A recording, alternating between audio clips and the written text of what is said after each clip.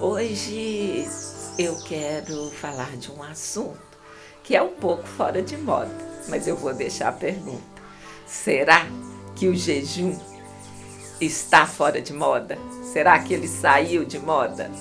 Vamos ver o que a palavra nos diz.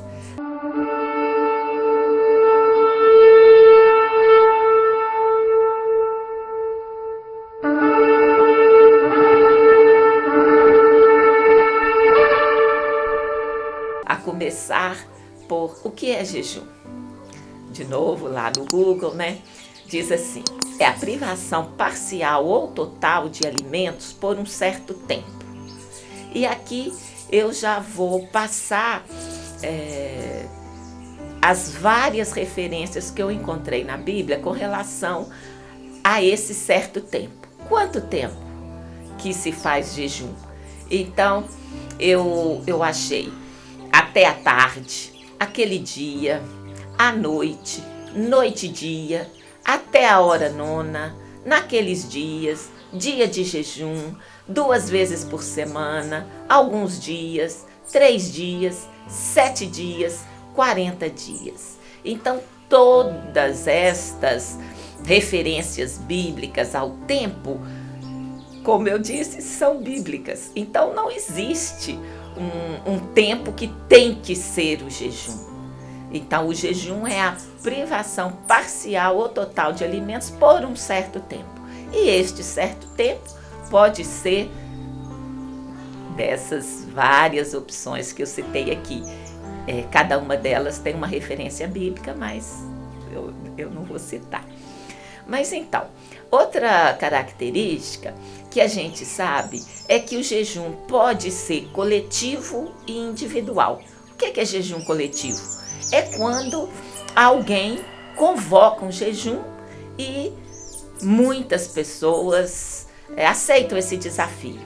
Então aqui eu encontrei muitas referências, não foi possível colocar todas, mas eu vou citar. A primeira referência de uma convocação de jejum coletivo foi o rei Josafá. Então está lá em 2 Crônicas 23 e diz assim: então Josafá temeu e pôs-se a buscar o Senhor e apregoou jejum em todo Judá. Então, em toda uma região, todo o reino de Judá, o qual Josafá era o rei, ele convocou um jejum. E depois vemos em Esdras 8:21, também está escrito assim: então apregoei ali um jejum junto ao rio Ahavá, para nos humilharmos diante da face de nosso Deus, para lhe pedirmos caminho seguro para nós, para nossos filhos e para todos os nossos bens. Então, Esdras estava fazendo o início de uma viagem com o propósito de restauração e reconstrução de Jerusalém, e aí faz uma referência que ele convocou um jejum para pedirmos caminho seguro. Então aqui você já vê que foi um pedido, ele pediu. Então uma das formas que você pode usar ao fazer o jejum é pedir alguma coisa.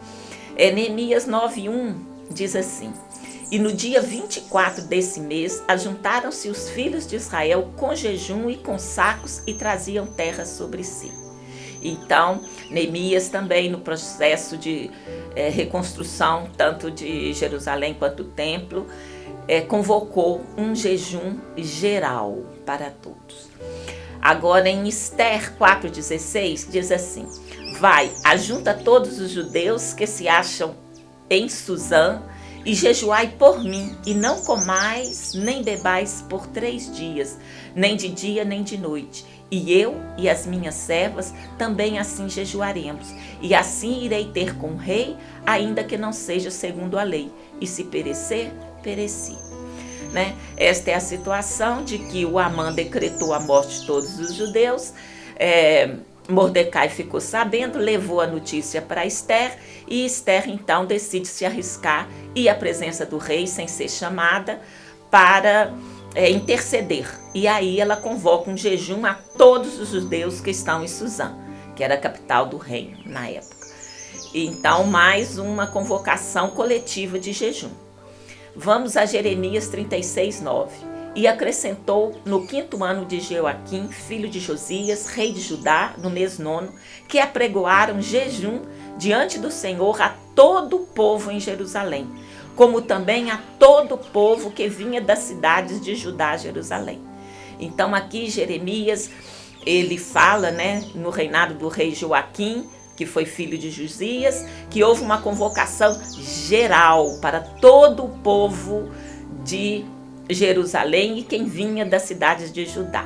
Então você vê que aqui nós já apresentamos 5 convocações coletivas de jejum. Na Bíblia é algo muito recorrente. E vejamos agora mais 2 referências. Em Joel 1,14 diz assim: santificai um jejum, convocai uma assembleia solene, congregai os anciãos e todos os moradores dessa terra na casa do Senhor vosso Deus e clamai ao Senhor. Então você vê aqui que existe uma santificação do jejum. Santificar quer dizer separar. Convocai uma assembleia solene, congregai anciãos e todos os moradores, quer dizer, ninguém ficou de fora desse jejum. E a oração e o clamor, nós vemos aqui um clamor ao Senhor. Em Jonas 3,5 também nós vemos: e os homens de Nínive creram em Deus e proclamaram um jejum e vestiram-se de saco desde o maior até o menor. Essa situação da história de Jonas, todo mundo conhece Jonas e a baleia. Ele havia sido chamado para pregar em Nínive, mas ele achou que a cidade era ruim demais, que não merecia salvação. Mas mesmo assim, ele foi e clamou e o povo atendeu. E fizeram um jejum geral e o Senhor então não destruiu a cidade de Nínive. Então a gente viu aqui essas 7 referências a jejuns coletivos, ou seja, é uma prática comum e muito usada na Bíblia. Agora vejamos alguns jejuns individuais. Em Daniel 9:3 diz assim: e eu dirigi o meu rosto ao Senhor Deus para o buscar com oração e súplicas, com jejum e saco e cinza. Esse saco e cinza, só para contextualizar, era uma forma dos judeus demonstrar que está extremamente triste, que algo muito triste aconteceu, e então a pessoa rasgava sua roupa, punha um pano de saco e jogava cinza sobre a cabeça. Então era um sinal de humilhação máxima. Então Daniel, ele buscou o Senhor com oração e súplica, com jejum. Então nós já vimos aqui a mistura completa: oração, súplica, jejum. E o que? Saco e cinza, que significa humilhação. Ou seja, você está dependendo de Deus, colocando uma causa diante dele. Na verdade, o jejum não muda Deus. Deus não vai mudar nunca. Ele é o mesmo ontem, hoje e será eternamente. Mas o jejum faz o quê? Nos torna mais sensíveis à palavra de Deus. Então é um recurso muito usado, você parar, não se alimentar, às vezes, como está lá na definição, é a privação parcial ou total. Então, há tipos de jejum que você só tira uma guloseima, uma coisa que se você gosta muito. Inclusive, Daniel fez esse jejum, Ele ficou 21 dias sem comer as delícias. Isso a gente pode praticar também. A duração e o que vai ser eliminado da sua dieta é algo extremamente livre. Não existe uma determinação sobre que tipo de jejum. É algo entre você e Deus. Então vimos o jejum de Daniel e vamos ver agora em Atos 10:30 o jejum de Cornélio. E então diz assim: e disse Cornélio: há 4 dias estava eu em jejum até esta hora, orando em minha casa à hora 9. Então, mostrando Cornélio, né, que recebeu a salvação em sua casa, e ele estava em jejum e o Senhor mandou uma resposta para ele. Em 2 Coríntios 11, 27, nós vemos Paulo falando, né, relatando um pouco da sua história. Ele diz: em trabalhos e fadiga, em vigílias muitas vezes, em fome e sede, em jejum muitas vezes, em frio e nudez. Então ele está relatando aqui parte do que aconteceu na sua história, na sua obra. Então o jejum estava intimamente ligado à vida de Paulo. E agora vemos para nós o exemplo máximo, que foi o exemplo de Jesus. Ele fez muitos jejuns, né? Era um modo de vida. Mas eu quero separar esse versículo aqui, que é de Mateus 4:2, e diz assim: e tendo jejuado 40 dias e 40 noites, depois teve fome. Então, o relato de jejum mais prolongado que a gente tem é o de Jesus, e também Moisés jejuou, né, quando foi receber as tábuas da lei. E também mais uma referência em Lucas 2,37, que mostra Ana, e então que fala de Ana. E era viúva de quase 84 anos e não se afastava do templo, servindo a Deus em jejuns e orações de noite e de dia. Ou seja, se a gente falar, eu tô meio velho, eu já sou idosa, eu não posso fazer jejum, a gente vai lá encontrar a Ana, que já tinha 84 anos e jejuava de dia e de noite. Então, assim, se a gente tomar cuidado, as desculpas, vamos dizer, não tem muita desculpa para a gente não fazer. Então, e aí eu vou te perguntar, quando o jejum deve ser feito? Aí vamos ler um versículo em particular que eu acho que pode nos ajudar a compreender.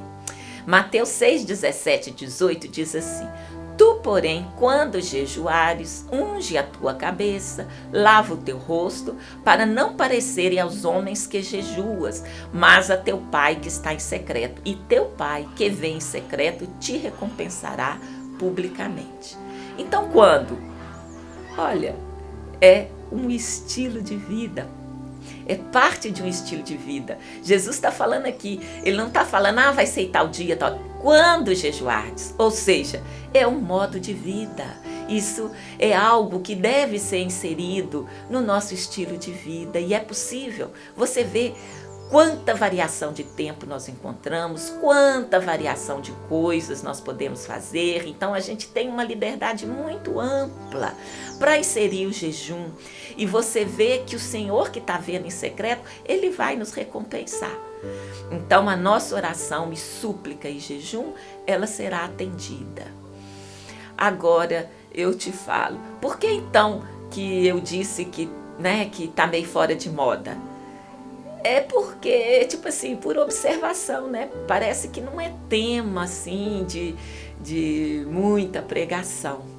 E eu gostaria, então, de trazer esse assunto justamente para trazer ele à tona, porque ele nunca foi substituído. Nós não temos nenhuma palavra, nem de Jesus, nem dos outros apóstolos, né? Nós vimos o caso aqui de Paulo, vimos Ana. E, no caso, Ana antecedeu a Jesus, né? Mas para mostrar que o jejum faz parte. Todo o crescimento da igreja, os grandes avivamentos, todos foram precedidos por jejum. Então, é uma prática que deve fazer parte da nossa vida. Mas eu separei aqui mais 2 versículos para falar que ele está em moda, que ele não caiu de moda, e nós devemos inseri-lo na nossa vida. Em Mateus 17, 21, ele vai falar de uma situação que o Senhor já tinha liberado os apóstolos, os discípulos, para irem e pregar o evangelho, e curar, e expulsar demônios. E só que eles voltam, fizeram muitas obras, mas teve um caso que eles não conseguiram. E aí eles perguntam para Jesus, por que que a gente não conseguiu? Aí Jesus responde, mas esta casta de demônio não se expulsa senão pela oração e pelo jejum. Então Jesus estava sempre pronto, ou seja, ele estava sempre em jejum. Não vou dizer que ele vivia o tempo inteiro, mas assim, os 40 dias, sempre. Ele fez jejuns de 40 dias, mas ele viveu um bom tempo aqui. O que eu quero dizer é que com essa variedade de possibilidades de estar em jejum, é possível. Você faz de um dia, faz de 2, faz de 3, faz de guloseimas, é tanta possibilidade que você pode fazer e tanta a liberdade que você tem de duração que não há dificuldade para que você possa inserir o jejum no seu dia a dia. Como eu falei, os apóstolos usavam o jejum. E aqui em Atos 13, 2 e 3 diz assim: e servindo eles ao Senhor e jejuando, disse o Espírito Santo: apartai-me a Barnabé e a Saulo para a obra a que os tenho chamado. Então, jejuando e orando e pondo sobre ele as mãos, os despediram. Então a obra, desde Paulo, ela foi sempre recheada de jejum e oração. E o tempo é pequeno, para a gente poder falar. Mas se você tiver curiosidade, pode buscar os avivamentos e você vai encontrar esse estilo de vida, que é jejuar e orar. Porque certas coisas não são removidas, a não ser com jejum e oração.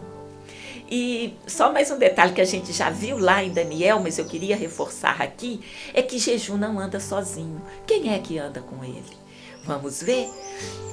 Lá em Daniel 9:3, eu vou repetir.